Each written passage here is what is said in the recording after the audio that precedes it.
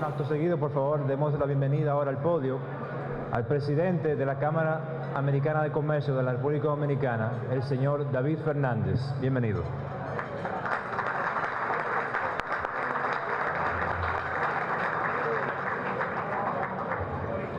Buenas tardes. Distinguido señor Pedro Brache, presidente del Consejo Nacional de la Empresa Privada CONEP y nuestro orador y huésped de honor en el día de hoy. Honorable Margarita Cedeño de Fernández, vicepresidenta de la República. Estimado Robert Copley, encargado de negocios de la Embajada Americana. Honorable Nelson Toca, ministro de Industria y Comercio. Estimados miembros del Consejo de Directores, pasados presidentes y pasados presidentes de la Cámara Americana de Comercio, autoridades, ejecutivos y miembros de la Cámara, representantes diplomáticos y miembros del Círculo del Este, representantes de los medios de comunicación, invitados y público en general.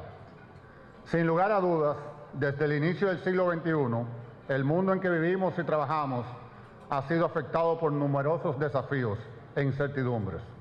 Cambios políticos, cambios económicos, tecnologías disruptivas, cambios demográficos, cambios medioambientales, en fin, la lista podría ser infinita.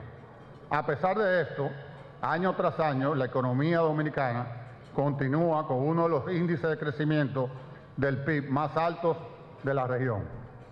Parte de esto se debe a las firmes políticas macroeconómicas que han brindado continuidad y estabilidad, previsibilidad y apertura para la inversión extranjera.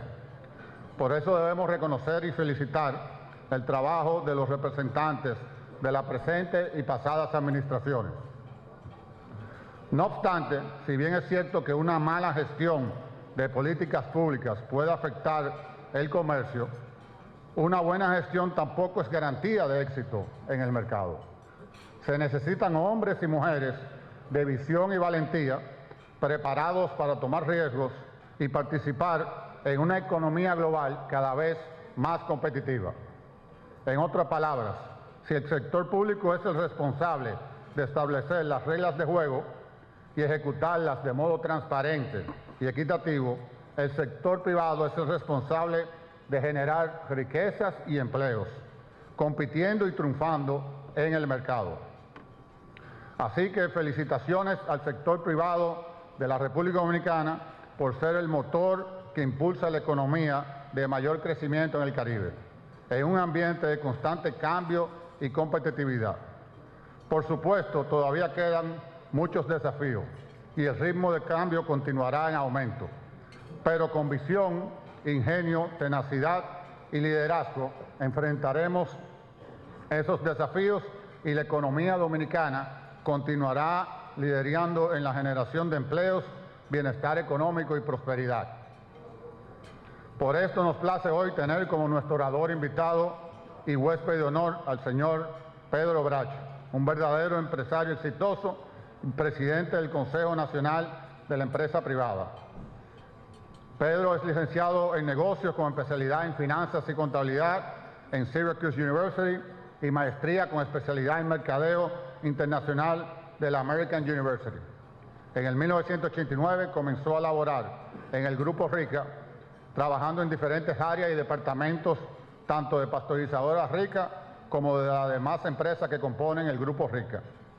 En el año 1999 fue nombrado presidente ejecutivo corporativo, cargo que ejerce actualmente.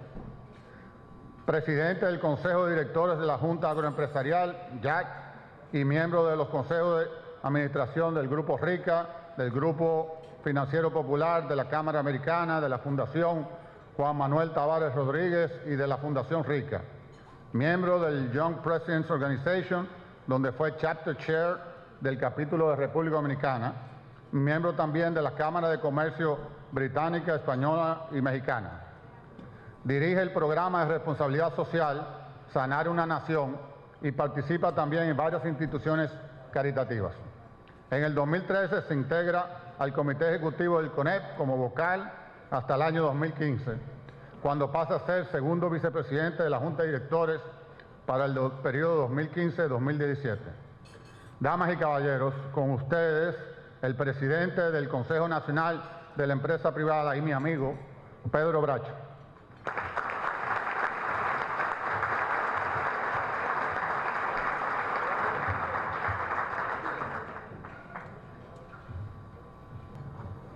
Excelentísima señora Vicepresidente de la República, señora Margarita Cedeño de Fernández. Señor Nelson Toca Simó, Ministro de Industria y Comercio. Señor Ángel Esteves, que está sentado con el público, Ministro de Agricultura. Señor David Fernández, Presidente de la Cámara Americana de Comercio. Señor Robert Copley, Jefe de Misión de la Embajada de los Estados Unidos en la República Dominicana. Señor Bill Malamud, Vicepresidente Ejecutivo de AmCham, distinguidos miembros de la mesa principal, autoridades gubernamentales, empresarios, socios y amigos de la prensa, damas y caballeros. Agradezco profundamente la invitación de la Cámara Americana de Comercio para participar como orador en su tradicional almuerzo mensual. Si bien es cierto que durante varios años he tenido el honor de contribuir con esta Cámara como miembro de su Consejo, en esta ocasión mi presencia se reviste de un carácter especial. Es la primera vez que lo hago como orador invitado y comparezco como presidente del Consejo Nacional de la Empresa Privada. Constituye para mí un honor presidir una institución como el CONEP, ligada al desarrollo de la República Dominicana durante más de 50 años. Comparto plenamente sus principios y con el resto de nuestra Junta Directiva y miembros estamos conscientes del rol que nos corresponde jugar en esta etapa de nuestra historia. Adicionalmente, el momento es especial si tomamos en cuenta los cambios que están ocurriendo en el mundo y sobre todo la velocidad de los mismos.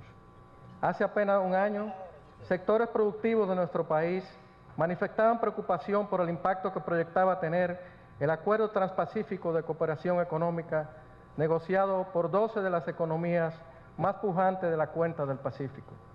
Expresaban que la entrada en vigencia de este megacuerdo erosionaría nuestras preferencias de acceso al mercado de los Estados Unidos, afectando nuestras exportaciones de textiles y calzados. Sin embargo, meses más tarde, en su primer día de trabajo como presidente de los Estados Unidos, Donald Trump firmó una orden ejecutiva para retirar a su país del TPP. Si bien es cierto que en lo inmediato esta decisión de Trump disipaba las preocupaciones en nuestro país, no menos cierto es que a través de la misma delineaba el alcance de su nueva política comercial America First. A su vez, colocaba de nuevo en la agenda internacional la vieja receta del proteccionismo y del nacionalismo como respuestas a las posibles inequidades que pudiera haber traído consigo la globalización. Hoy, en cambio, la atención del mundo se centra en el alcance que pueda tener la poco previsible nueva política comercial de los Estados Unidos. Quizás el inicio reciente de las conversaciones para la renegociación del NAFTA podría traer consigo algunas señales de cómo podrían transcurrir las cosas. En otro ámbito geográfico, hace poco más de un año, el mundo miraba con escepticismo cómo la mayoría de los británicos votaban a favor de la salida del Reino Unido de la Unión Europea. Hoy, un año después, se ha invocado el artículo 50 del Tratado de la Unión Europea y el Brexit ya está en marcha. Las discusiones giran en torno al andamiaje requerido para las nuevas relaciones del Reino Unido con el bloque, pero también con el resto del mundo. Hasta hace no mucho tiempo, se hablaba en República Dominicana de Haití como nuestro segundo socio comercial. Y efectivamente, con posterioridad al devastador terremoto que afectó la parte oeste de nuestra isla en el 2010, nuestras exportaciones crecieron exponencialmente, llegando a superar los $1.000 millones en comercio formal. Sin embargo, fruto de la falta de institucionalidad e inestabilidad política de nuestros vecinos, diversos obstáculos han afectado nuestro comercio bilateral significativamente. Cifras oficiales reflejan una reducción superior al 20% tan solo en el año 2016. Es indudable el alto potencial que tiene la relación comercial bilateral para ambos países y es preocupante cómo muchas de estas medidas permanecen en el tiempo. Muchas otras cosas han pasado tan solo en lo que va de año en nuestra región. hemos visto cómo la inestabilidad política, económica y social en Venezuela ha escalado a niveles alarmantes y cómo su democracia fenece. Panamá ha terminado sus relaciones diplomáticas con Taiwán y formalizado relaciones con la República Popular de China, meses después de inaugurar la ampliación de su canal. Guatemala y Honduras constituyen la principal unión aduanera de nuestro continente y se espera que El Salvador se incorpore a la misma antes de terminar el año. Puerto Rico atraviesa la más profunda crisis económica y financiera de su historia reciente y procesos de reforma y apertura en Cuba parecen estancarse a partir de la desaceleración de la normalización con los Estados Unidos. Y a todos estos factores y acontecimientos se agrega un factor aún más transformador y que acelera la velocidad de los cambios, la transición hacia nuevos sistemas que están construidos sobre la convergencia de tecnologías digitales, físicas y biológicas, y que economistas como el fundador y director ejecutivo del Foro Económico Mundial, Klaus Schwab, han bautizado como la cuarta revolución industrial. Señala Schwab, y no podría estar más de acuerdo, que cito, estamos al borde de una revolución tecnológica que modificará fundamentalmente la forma en que vivimos, trabajamos y nos relacionamos. En su escala, alcance y complejidad, la transformación será distinta a cualquier cosa que el género humano haya experimentado antes.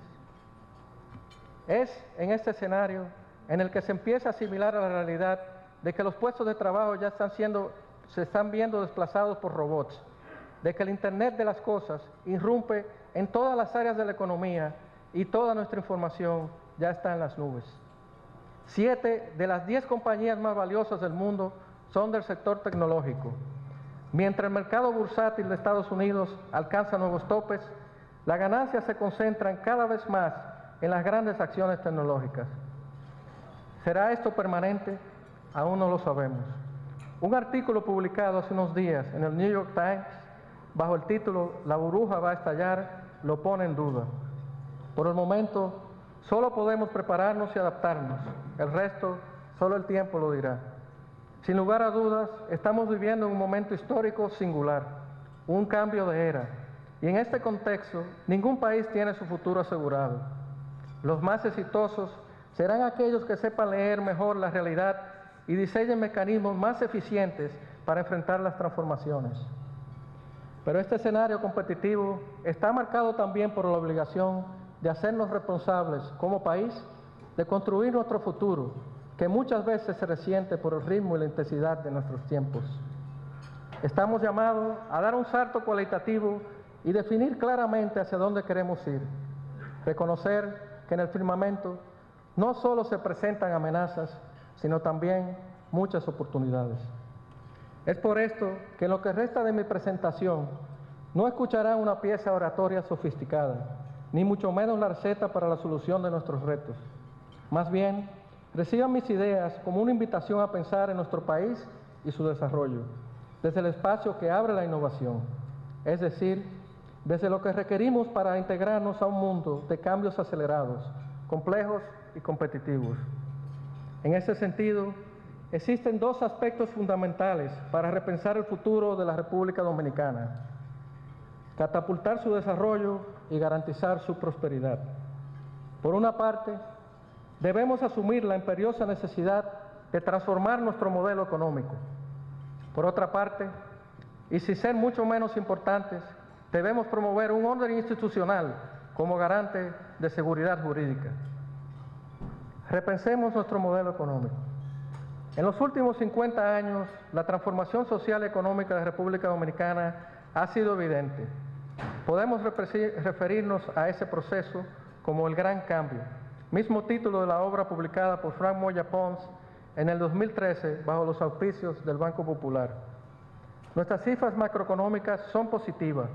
Nuestra economía ha mantenido un crecimiento constante, que cuando no ha liderado a la región, al menos se ha ido por encima de la media.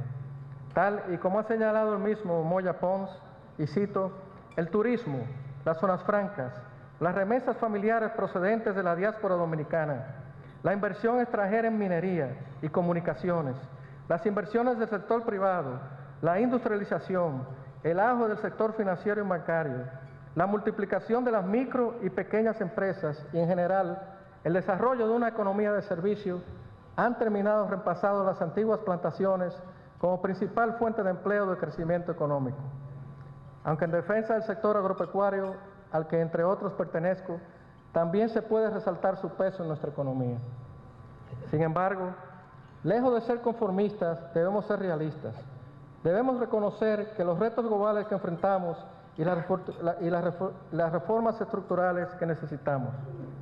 No debemos temer a un cambio de paradigmas y debemos abrir la mente a las ideas que nos permitan construir la República Dominicana del futuro.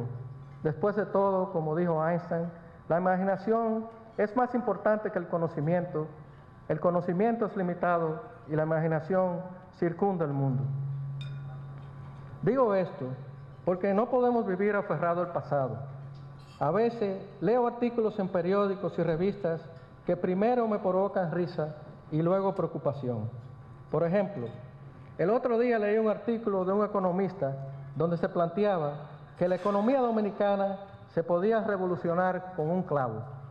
Sin embargo, ya sea como economista o carpintero, muchas de las veces que ha intentado clavar el clavo, ha roto la tabla y nos ha correspondido a nosotros arreglarla. Debemos poner valor a lo ya construido en décadas y proyectarlo al futuro. No podemos abordar los desafíos reactivamente, sino identificar prospectivamente las oportunidades. Pero más allá, veamos los casos de éxito en el mundo. ¿Qué ha funcionado en países de mejor desarrollo humano y que mejor desarrollo humano y económico han generado? ¿Qué estándar de vida tienen? ¿Cómo han logrado la prosperidad y educación de su clase media? ¿Cómo se puede ver todo esto en referencia a la visión que debería ser la economía de la República Dominicana del futuro? No es casualidad que los países que han alcanzado mayores niveles de desarrollo en las últimas décadas se han sustentado en una pirámide estratégica, una alianza entre el gobierno, el sector privado y la academia, respetando roles y espacios, pero enfocados en objetivos comunes. Al hablar de gobierno, hablamos de un garante del ejercicio de los derechos y deberes públicos, que regule con equilibrio, pero sobre todo facilitador, sobre quien recae el mandato de la conducción ejecutiva del Estado. También un sector empresarial pujante y emprendedor, como motor del desarrollo económico a través de la iniciativa privada. La academia como fuente del conocimiento, instrumento de formación de nuestros recursos, pero sobre todo como espacio de pensamiento e innovación a través de la investigación y el desarrollo. Este orden de los actores no debe entrar en colisión, sino más bien formar una sólida coalición, una orquesta bien sincronizada.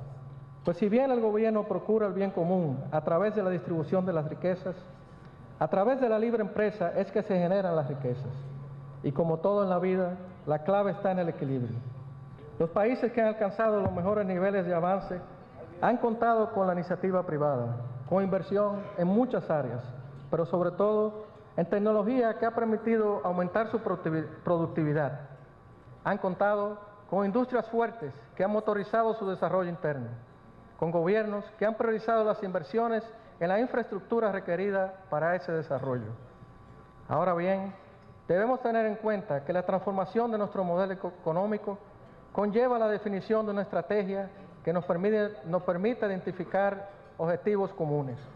Esta agenda renovada implica reflexionar sobre el qué, para qué y cómo.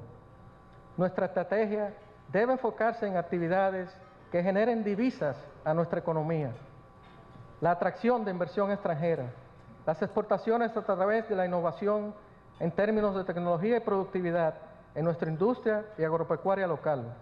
El turismo y las zonas francas son sectores que, aunque ya desarrollados, aún tienen un altísimo potencial de crecimiento.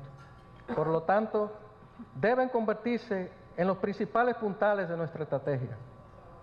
Muchos elementos son imprescindibles mientras ajustamos las velas a los vientos actuales. Valoremos los complementos necesarios para aumentar nuestro desarrollo productivo, desde los recursos humanos que sirven como base a la cadena de producción, hasta los encadenamientos que vinculan a los diferentes sectores. Todo esto debe ser visto en un contexto global. El mercado ya trasciende fronteras y la clave del éxito reside en aumentar los niveles de productividad y ser más competitivos.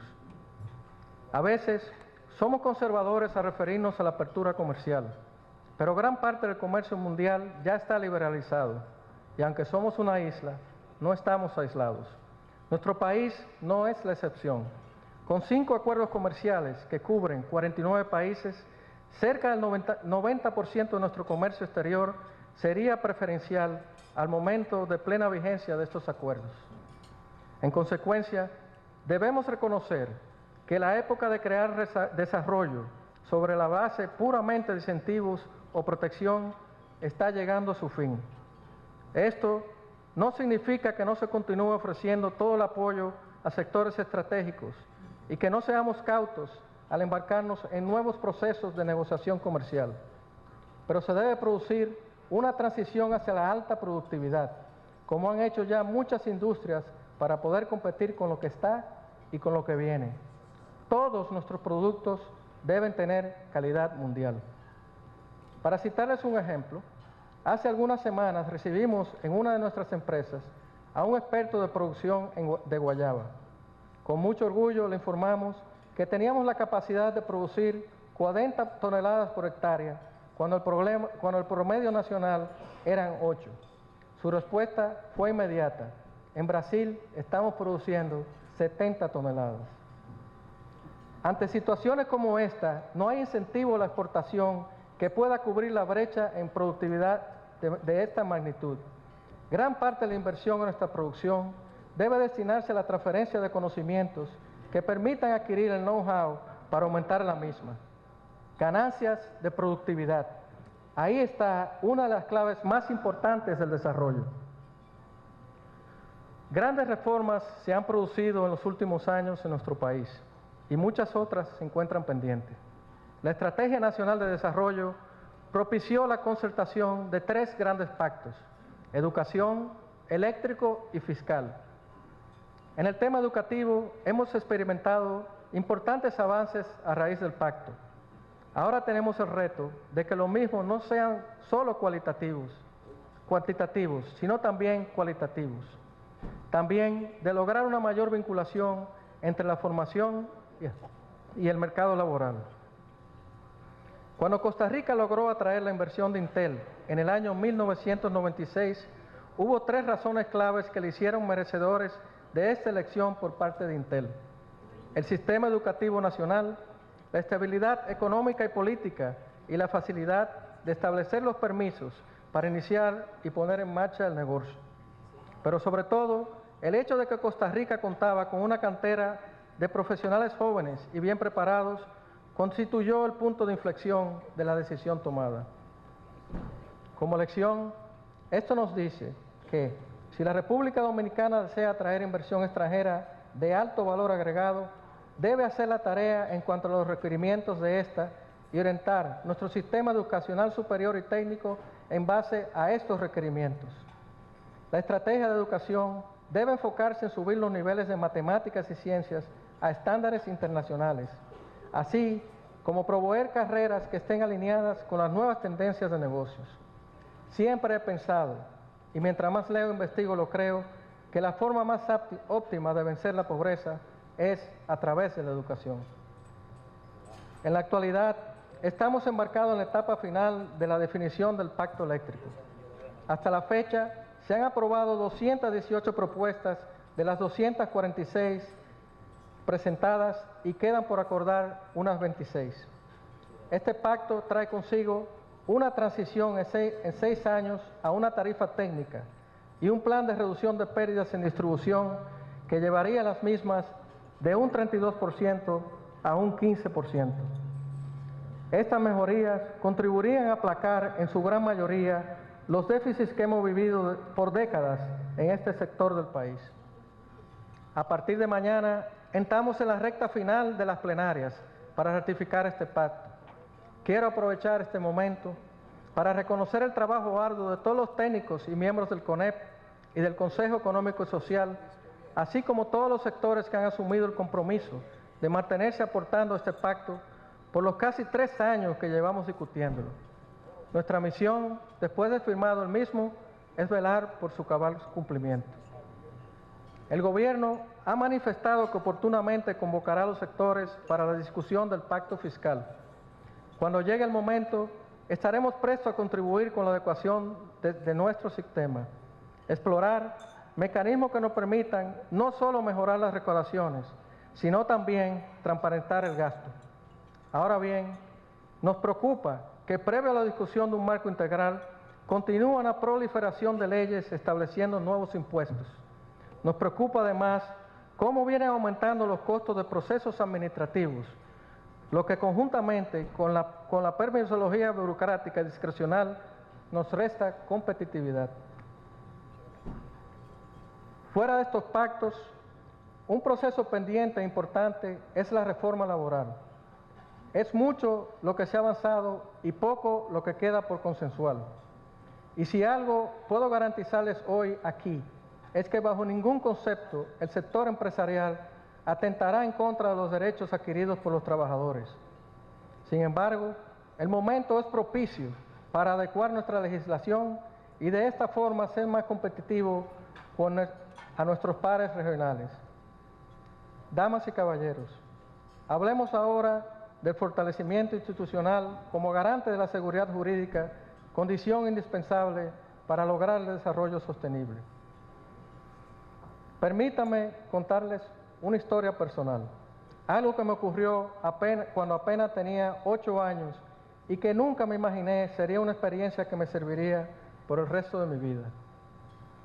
Acompañando a mi madre a una farmacia muy famosa en esa época, me llamó la atención una cesta llena de pelotas de muchos colores. Me gustaron tanto que tomé una y me la puse en el bolsillo. Salí de la farmacia hacia el carro y ahí me quedé hasta que mi madre terminó de comprar lo que necesitaba. Cuando llegué a la casa, saqué la pelota y empecé a jugar con ella. Cuando mi madre se percató de lo que había sucedido, me montó en el carro y me hizo no solo ir a devolver la pelota, sino también asegurarle al dependiente que nunca jamás se volvería a repetir. Una vergüenza muy grande en ese momento, pero una lección hasta el día de hoy. Y ustedes se preguntarán, ¿qué tiene que ver mi historia de infancia con el fortalecimiento institucional? La relación es directa. La transparencia, honestidad y pulcritud son valores que se aprenden en el hogar. Y cuando se adquiere experiencia propia, se puede llegar a estas conclusiones. Primero, la lucha contra la corrupción se empieza a ganar en la casa, a través de los valores y ética de conducta que nos transfieren en el núcleo familiar. Es parte de nuestra vida cotidiana, de cómo nos comportamos en la calle, en nuestro trabajo o en la política. Si nos comemos el semáforo en rojo o estacionamos en un lugar indebido, de si cuando vemos algo malo y no decimos nada, o de cuando muchas veces nos es más fácil cumplir las leyes en otros países más que en el nuestro. Segundo, no debe haber permisividad para lo indebido, no importa el tamaño del hecho. Los pequeños actos tienden a hacerse más grandes y surten peores efectos. Y tercero, la corrupción se mueve como una onda expansiva que afecta la reputación no solo del que comete el acto, sino también de su familia, sus relacionados, las instituciones a las que pertenece y de toda la sociedad. Nunca debemos perder nuestra capacidad de asombro ante los actos de corrupción, ni tampoco minimizarlos. Cuando lo hacemos, la convertimos en parte de nuestra cultura y pudiéramos llegar hasta hacernos inmunes a ella. En otro orden, el Consejo Nacional de la Empresa Privada CONEP está consciente de la importancia de un sistema judicial independiente y eficiente para el fortalecimiento de nuestra democracia y el desarrollo de nuestra nación. De esta forma, se consagra la seguridad jurídica de que descansa en la fortaleza de nuestras instituciones. Es por esto que desde hace años el CONEP ha seguido de cerca la reforma del Poder Judicial, la creación y fortalecimiento de la carrera judicial, la reforma de nuestro sistema electoral, así como todas las reformas a nuestra Constitución o discusión de reformas legales sobre temas de interés nacional. Pusimos todo nuestro empeño en dar seguimiento al más reciente proceso llevado a cabo por el Consejo Nacional de la Magistratura y entendemos que el balance fue positivo. Por otro lado, hemos propiciado espacios para la discusión de la ley de partidos y agrupaciones políticas, poniendo especial énfasis al tema del financiamiento. Confiamos en que sin mayores dilaciones, nuestro Congreso Nacional apruebe esta importante pieza legislativa antes de que termine la presente legislatura. Promover la institucionalidad no significa destrozar las instituciones que tenemos. Debemos reconocer y resaltar muchas de ellas que funcionan adecuadamente. Tenemos que ser cuidadosos a generalizar críticas que pueden salpicar casos particulares. No olvidemos que todo lo que se exagera termina por convertirse en irrelevante. Seguir robusteciendo los poderes del Estado y darles la debida independencia es un ejercicio continuo y necesario para obtener el desarrollo. Es importante seguir forjando un país donde se legisle para mejorar nuestras instituciones sin coartar los derechos de ningún grupo, institución o persona. Un país donde las leyes que existen y las que se creen se apliquen a todos por igual. Al mismo tiempo, es importante cuidar el equilibrio de los poderes para que no nos ocurra lo que en algunos países del hemisferio, donde se ha establecido un dominio del Poder Judicial en algunos casos, del Poder Legislativo en otros o del Poder Gubernamental en otros casos aislados. Si tomamos una muestra de los países que han alcanzado un desarrollo sostenible relativo, veremos que son aquellos que mejor trabajo han hecho en el equilibrio y credibilidad de los poderes, además de ser los que poseen una amplia y dominante clase media. Tomando como referencia el estudio del 2016 de la Red Liberal de América Latina sobre los índices de calidad institucional y el estudio también del 2016 sobre el índice de desarrollo humano de la PNUD, se observa de manera inequívoca que los países que ocupan las primeras posiciones en el ranking de institucionalidad son los mismos que ocupan las primeras posiciones en el ranking de desarrollo humano. Aún más, estos países son naciones que poseen una clase media amplia y mayoritaria, y con los estándares de vida más altos del mundo. Pudiéramos inferir de estos estudios, al mirarlos juntos, que la institucionalidad y el desarrollo van de la mano, y que el éxito económico y del desarrollo humano dependen mucho de la misma. Consideremos entonces que la institucionalidad constituye un reto permanente para el crecimiento de las empresas y los negocios, y que su fortalecimiento contribuye con el desarrollo de nuestro país. Señoras y señores, no debo concluir mis palabras sin dejar de mencionar que nuestro país tiene una gran deuda social que debe ser atendida. En general, muchos conocemos estadísticas sobre la pobreza y su evolución, pero creo que es mucho más difícil comprender lo que es ser pobre. Lo que sí podemos hacer es continuar creando oportunidades para los que menos tienen. La mejor manera de salir de la pobreza es ganándole la batalla a la ignorancia. Sumemos voluntades. En la etapa actual abundan espacios para forjar alianzas público-privadas que pueden hacer sostenible nuestro desarrollo. Y si este modelo ha sido exitoso en nuestro país y en nuestra región, debemos seguirlo impulsando. Nunca dejemos de soñar, y mucho menos cuando se trata de la República Dominicana. Por más retos que enfrente nuestro país, debemos recordar siempre que tenemos mucho más oportunidades. Pero también hay factores de otro tipo, que son los que hacen que el momento actual sea realmente clave en nuestro país. Me refiero sobre todo a ese intangible tan valioso en los negocios, la confianza. Desde el CONEP queremos contribuir a la generación de un círculo virtuoso de confianza que crezca en todas direcciones, que logre una convergencia de nuestras ideas a lo interno de nuestra organización, en nuestras relaciones con el Estado y los grupos políticos, en nuestros vínculos con todo el sector privado y la sociedad civil, y en las relaciones de nuestro país con el resto del mundo. Después de todo, son mucho más las cosas que nos unen que las que nos separan. Como ciudadanos responsables, trabajamos para que nuestras acciones contribuyan al desarrollo de nuestro país. Estamos seguros de que las oportunidades de negocio ya trascienden las fronteras. No importa el tamaño de las empresas, su expansión y desarrollo cada vez más se orienta hacia mercados globales. Confiamos de que en la medida que nuestras empresas, nuestras industrias y nuestros sectores productivos se fortalecen, se crea más empleo y se mejora la calidad de vida de todos los dominicanos. Es el momento de mirar adelante y de forjar los cimientos de un futuro promisorio para todos los dominicanos.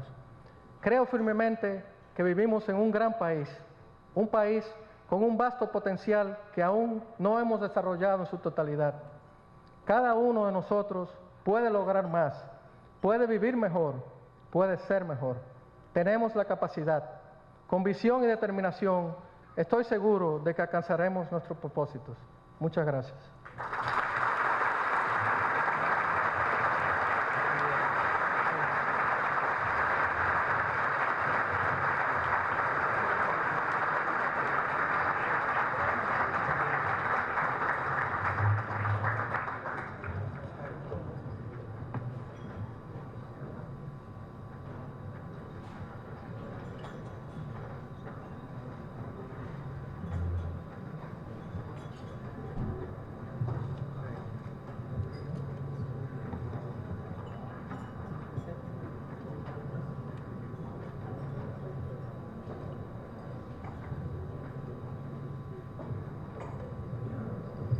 Bueno, muchísimas gracias a Pedro Brache para su presentación muy interesante y completo. Tenemos tiempo para unas preguntas. Y como empresario del sector agropecuario, usted sabe muy bien que este sector uno de los sectores que ha beneficiado más del libre comercio que cualquier otro sector en la exportación de productos no tradicionales a los Estados Unidos, pero al mismo vez hemos aprendido que somos muy vulnerables con el tema de la mosca mediterránea y la potencial de otras plagas. Entonces, ¿cuál es su perspectiva de qué tenemos que hacer como país, sector público y privado, para asegurar que este sector puede seguir exportando y si hay cosas que tenemos que hacer para mejorar? Muchas gracias. Sobre todo, yo creo que lo primero que tenemos que hacer es siempre ser enérgico en cuanto a las inspecciones y sanidad vegetal en los puertos y aeropuertos. Pero, como lo dije en mi discurso, o sea, yo pienso que la clave del desarrollo y de ganar la batalla en las exportaciones está en la ganancia de productividad. Tenemos que producir con alta productividad. Como puse el ejemplo, si en Brasil producen 40, yo produzco 70, ¿cómo gano en costos? O sea, nosotros tenemos que traer el know-how, tenemos que hacer todo lo posible para que esa transferencia de tecnología venga a República Dominicana y podamos tener una productividad que nos permite exportar y exportar competitivamente. Bueno, un segue perfecto para la próxima pregunta. Usted mencionó mucho la innovación y la tecnología. ¿Por qué el CONEP entonces no solicita la reducción de los impuestos de las telecomunicaciones, uno de los sectores más gravados y sin acceso no es posible a la cuarta revolución? Bueno, yo creo que lo podemos solicitar, lo que no sé si nos van a hacer caso. No, pero la tecnología, hablando de tecnología e innovación, no podemos hablar de tecnología por hablar de tecnología ni de innovación. La tecnología tiene que tener la manera de poder aplicarse en la agricultura, en la industria y en todos los sectores de la República Dominicana. O sea, es innovación y tecnología aplicada lo que nos dará la ganancia de productividad. Bueno, el gurú de competitividad, Michael Porter, dijo más o menos lo siguiente, que mirando a la política cambiaria de un país, se puede ver si el gobierno quiere incentivar la exportación y la innovación o incentivar la importación y el subsidio de la deuda. ¿Cómo calificar la política cambiaria de República Dominicana y si debe ser diferente? Bueno, yo pienso que cada vez más debemos ir a una política cambiaria menos rígida, pero también tenemos que tener cuidado que lo que ocurra con esto no sea que se traspasen los beneficios de un sector a otro.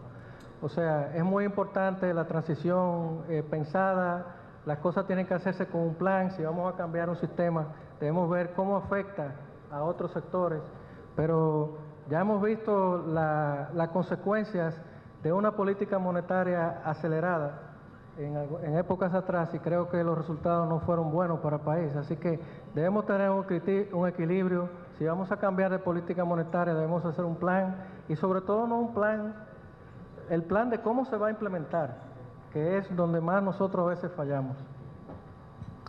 Bueno, la última pregunta, usted mencionó lo que está pasando en los Estados Unidos con su política comercial y que todavía no es claro exactamente qué quiere la administración de Trump en la renegociación de acuerdos, pero no hay duda que han dicho que quieren revisar los acuerdos.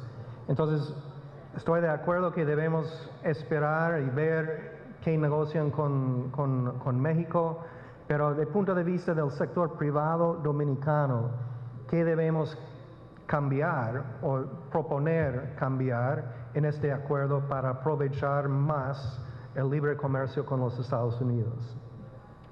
Yo creo que si alguien supiera la respuesta a esta pregunta,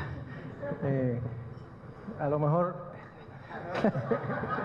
bueno, realmente, o sea, no estamos claros de qué trae la política de Estados Unidos y yo creo que ante lo que hemos visto y las cosas que están ocurriendo, lo más fácil es mantener un low profile, como dicen, o sea, un perfil bajo, porque nosotros, a lo mejor en el orden de las cosas, somos el país 155 en la agenda de Estados Unidos, no sé cuál, perdón, que estoy hablando de cosas que tal vez usted tiene más información que yo, pero lo que tenemos que hacer es mantener un low profile, porque como dije en mi discurso, hasta ahora lo que se ha demostrado es que la política es America First. Y ante America First, Dominican Republic is going to be last. O no necesariamente, ¿verdad que no? America First no es América solo. Y tratados tienen que ser negociados, tienen que ser gane y gane. Y creo que mejor, en este caso, hablando francamente y en serio, mejor esperamos a ver qué pasa con NAFTA, con México, antes de tomar decisiones de qué cambios queremos ver en este caso. O sea que el señor Copley está de acuerdo con lo que dije, así que... Pero muy bien, muchísimas gracias. Un aplauso para nuestro orador Pedro Brache, presidente de CONEP. Muchísimas gracias a todos ustedes por participar. Muy buenas tardes.